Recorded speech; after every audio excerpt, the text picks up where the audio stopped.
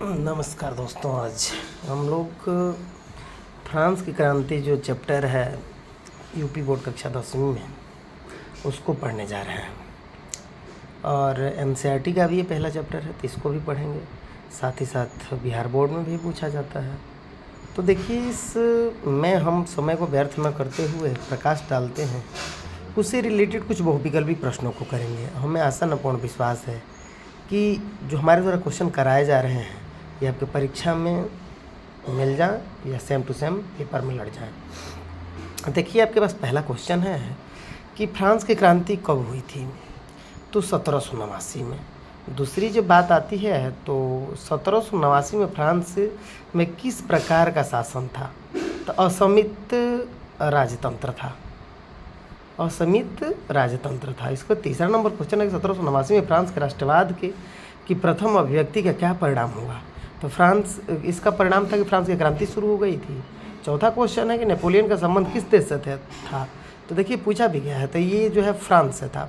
Napoleon France का रहने वाला था। निम्न में से क्या 1804 में नेपोलियन कोड में नहीं जोड़ा गया था, तो जन्म से प्राप्त विशेषाधिकार को उसके कोड में नहीं जोड़ा गया था। इसके बाद है कि राष्ट्रवाद का प्रारंभ किस देश में हुआ वह कौन सा देश है, तो देखिए राष्ट्रवाद का प्रारंभ तो फ्रांस में हुआ था। इसके बाद है कि उदारवाद से तात्पर्य क्या है, तो व्यक्ति को स्वतंत्रता तथा कानून के समक्ष समानता प्रदान करना। ये व्यक्ति के लिए दिया गया, आप लोग देख रहे हैं, ये आंसर सही है। इसके बाद है कि नेपोलियन की पराजय कब हुई थी, तो 1815 में। ये 1815 में नेपोलियन की पराजय हुई थी। यही नहीं मित्र, और इसके साथ ही जब आप देखेंगे तो वियना की संधि कब हुई थी, तो 1815 में। वियना की संधि 1815। फिर से एक बार देख लीजिए इसको कि फ्रांस की क्रांति कब हुई, तो 1789 में। 1789 में किस प्रकार का शासन व्यवस्था था, असमित राजतंत्र था। 1789 में फ्रांस राज्य की प्रथम व्यक्ति के क्या परिणाम हुए थे, तो फ्रांस की क्रांति शुरू हो गई थी। इसके बाद नेपोलियन का संबंध किस देश से है, तो फ्रांस से है। और इसके निम्न में से क्या 1804 में नेपोलियन कोड में नहीं जोड़ा गया था, तो जन्म से प्राप्त अधिकार को उसके कोड में नहीं जोड़ा गया था। राष्ट्रवाद का प्रारंभ किस देश से हुआ था, तो फ्रांस से हुआ था। उदारवाद का क्या तात्पर्य है, तो व्यक्ति को स्वतंत्रता तथा कानून के समक्ष समानता प्रदान करना। नेपोलियन का पराजय कब हुआ था, तो 1815 में। और वियना की संधि कब हुई थी, तो ये भी 1815 में ही। ठीक है मित्र, तो इस तरीके से ये रहा आपका। और अब हम आगे बढ़ते हैं तो अपने नंबर आता है अगले क्वेश्चनों का। देखिए, अगले क्वेश्चन में इसके आगे है कि 1848 में की फ्रांसीसी राज्य क्रांति के फलस्वरूप क्या हुआ था, तो गणतंत्र की स्थापना हो चुकी थी। देखिए बंधु, किसका स्थापना हुआ था, गणतंत्र का। ऑटो वान बिस्मार्क का संबंध किस देश से है, जर्मनी से। बिस्मार्क ने किस नीति द्वारा जर्मनी के एकीकरण में सफलता पाई थी, तो लौह एवं रक्त नीति द्वारा। कितनों का खून बहाया था बिस्मार्क ने, और इसी कारण इसने वहाँ सफलता पाई थी एकीकरण करने में, जर्मनी को एकीकृत करने में। निम्नलिखित में से किस युद्ध में जर्मनी के एकीकरण का स्वप्न पूर्ण हो गया, तो फ्रांस का प्रसा युद्ध था। फ्रांस देश था और प्रसाई का युद्ध था। इसके साथ ही जर्मनी के एकीकरण की मुख्य भूमिका किसकी थी, तो ऑटो वान बिस्मार्क की थी। इसके बाद है कि निम्न में से 1871 में जर्मनी का प्रथम सम्राट किसको घोषित किया गया था, तो विलियम प्रथम को। इसके साथ है कि निम्न में से कौन सा देश केंद्रीय शक्तियों में सम्मिलित था, तो जर्मनी सम्मिलित था। निम्न में से किसने इटली के एकीकरण को संभव बनाया था, तो ये सभी जेनी ने, गैरिबाल्डी ने, काउर ने, ये सभी लोग मिलकर इसके एकीकरण पर को संभव बनाया था, जर्मनी को एकीकृत करने का काम किया था। ऐसे ही जुसेप्पे मैत्सनी का संबंध किससे है, तो इटली के एकीकरण से है। और निम्न नेताओं में से किसने एक गुप्त संगठन यंग इटली बनाया था, तो जुसेप्पे मैत्सनी था जो यंग इटली नामक एक संस्था बनाई थी। ठीक है मित्र,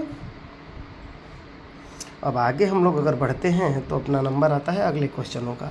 ध्यान से देखिएगा थोड़ा देर कि इटली का एकीकरण किसके नेतृत्व में किया गया। तो इटली के एकीकरण की बात जो करते हैं तो जुसेप्पे गैरिबाल्डी था, इसने ही इसका एकीकरण के नेतृत्व किया था। यह किसका कथन है कि जब फ्रांस छिकता है तो बाकी यूरोप को सर्दी जुकाम हो जाता है, मेटरनिख ने कहा था। और इसके साथ ही साथ 1861 में एकीकृत इटली का सम्राट किसे घोषित किया गया था? एमेनुएल द्वितीय को। और निरंकुशवाद का तात्पर्य क्या है भाई? ऐसी शासन व्यवस्था जिसमें सत्ता पर कुछ व्यक्ति का अंकुश हो, मतलब कुछ गिने चुने लोग आराम से राज करते हो, जो कोई रोके ना। इसके बाद देखिए सुमेलित कीजिए, ऐसे प्रश्न सामने आए हैं। तो वेक्टर, एमेनुएल, और इसके बाद जोसेफ मैत्सेनी, जोसेफ गैरिबाल्डी और काउंटर कावूर, इन लोगों को मिलाना है आपको इटली के मुख्यमंत्री से, यंग इटली आंदोलन से, मिसिली सम्राट पर विजय और एकीकृत इटली के राजा के रूप में। ये सब आपको मिला के दिखाना है। आइए हम लोग मिलाते हैं। तो हम लोग मिलाएंगे कि देखिए पहले का संबंध है विक्टर एमिल का संबंध है एकीकृत इटली के राजा के रूप में घोषणा किया गया था पहले का चौथा से। इसके बाद दूसरा अपना मिलेगा, तो दूसरे का दूसरा से, बी का B, Joseph Matheson young Italy के आंदोलन में शामिल थे।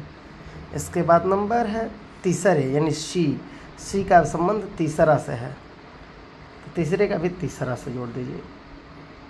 और इसका चौथा का संबंध पहले से है। इस तरीके से इसका मिलान हो गया।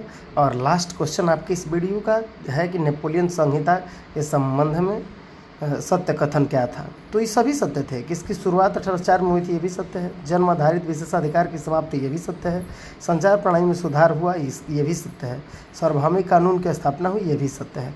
तो इसलिए हम कह सकते हैं कि ये सभी चौथा नंबर ऑप्शन सही है। धन्यवाद मित्रों। इस वीडियो के माध्यम से मैंने प्रयास किया कि आप सभी लोगों का पहला चैप्टर कंप्लीट हो, और NCERT साथ ही यूपी बोर्ड, बिहार बोर्ड, सभी बोर्डों के लिए ये सामाजिक विज्ञान विषय में महत्वपूर्ण वीडियो है। एक बार जरूर देखें। पसंद आए तो लाइक करें, शेयर करें, सब्सक्राइब करें मेरे चैनल को। धन्यवाद।